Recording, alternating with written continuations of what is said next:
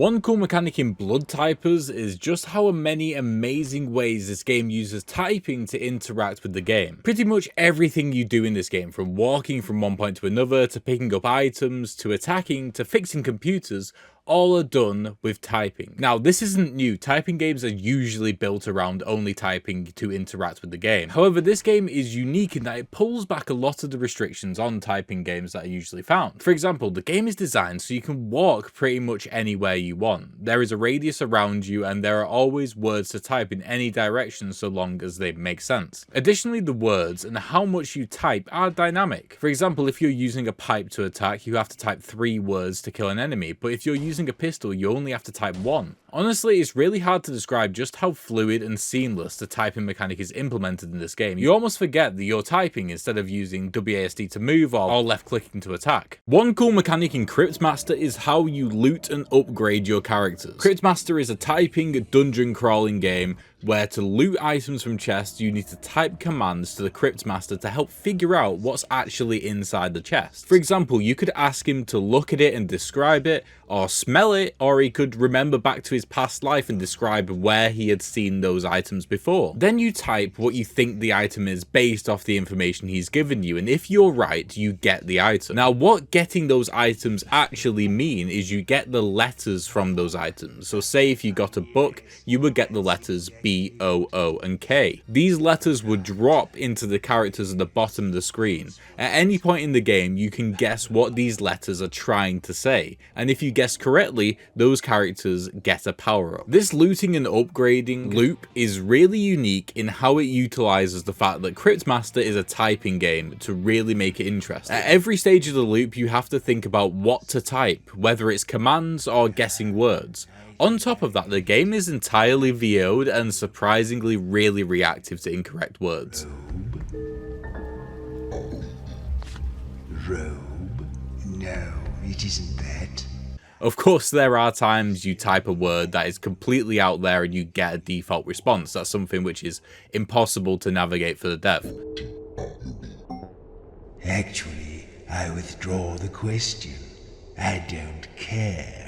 But other times you will say a word that is wrong and the Cryptmaster will react appropriately, acknowledging the word, which is really cool. One cool mechanic in the final sentence is pretty much the entire concept of the game, a typing game that's also a battle royale. You enter a lobby with a bunch of different people and the aim of the game is to get to the end of what you have to type before anyone else, otherwise you lose. This alone adds a lot of stress to the situation, as you can imagine. It almost has the same effect as when you're on a work call sharing your screen and all of a sudden you just forget how to type. On top of that, there are a bunch of little mechanics and systems which work really well with the broader concept. What you have to type in total are actually split into rounds, which are usually just a few sentences. If you fail to type correctly 3 times and a bullet is loaded into a revolver and someone attempts to shoot you. Of course, this starts off at around a 16% chance to kill you, but increases with every string of failures. This, along with the fact that every time you fail, even just one letter, it sets you back to the start of the sentence, means that even if you are clearly not the quickest typer in the lobby, so long as you are accurate, you will always have a chance of winning, as that 140 word per minute player could get unlucky and get one shot if they make too many errors. One cool mechanic in Glyphica Typing Survival is how it melds and marries typing with roguelike mechanics. So, you are a little circle in the center of a screen, kinda like asteroids. You have ships coming towards you. You type the word above their head and you fire projectiles towards them. Pretty standard stuff. However, you will soon see that you start getting presented with upgrades. These can increase damage, debuff enemies, give you special abilities such as spawning turrets after every kill. Then in classic roguelike fashion, you can build on these abilities by synergizing them with others, such as passives which buff the damage of the turrets, for example, or create chain lightning which damages enemies but gives energy to your allies. I will say that the game is a bit slow paced on the first level, which is understandable as most typing games start out quite slow, but when you get to about the 10-minute mark, the fireworks really do start popping off and you really do see the benefits of the build you have created. There is of course permanent upgrades as well, which just tie in very beautifully to the rest of the game. This is a great example of 2 mechanics and systems coming together to really make more than the sum of their parts.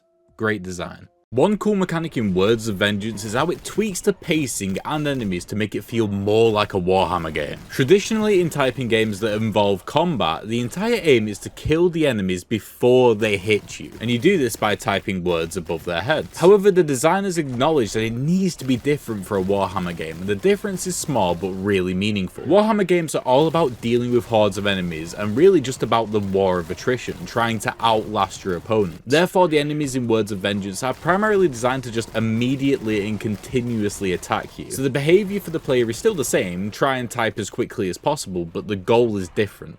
It's now try and do more damage to the enemy than they deal to you, rather than just trying to kill them before they deal a single point of damage to you. This is backed up by the very generous healing given between encounters. Now, if you're playing bad, it won't heal you back to where you were pre-encounter, but it is balanced so that if you have a decent words per minute for the difficulty, you'll be replenished a similar amount to what you would have lost. A great example here of a small but necessary design change to work better with an established IP. Well, there we have it, 5 cool mechanics in 5 different typing games. Now, I need to give credit to Words of Vengeance, as that game kind of reminded me about this entire world of typing games at my fingertips, literally. Also, another shout out to a game, Typing of the Dead, a game I played in preparation for this video, but sadly couldn't really find anything particular to talk about from it apart from its insane story, which is worth experiencing. If you have any other recommendations for typing games that I didn't cover in this video, let me know in the comments below. If you enjoyed these cool mechanic videos, please make sure to leave a like to get it more visible to others who would also enjoy it.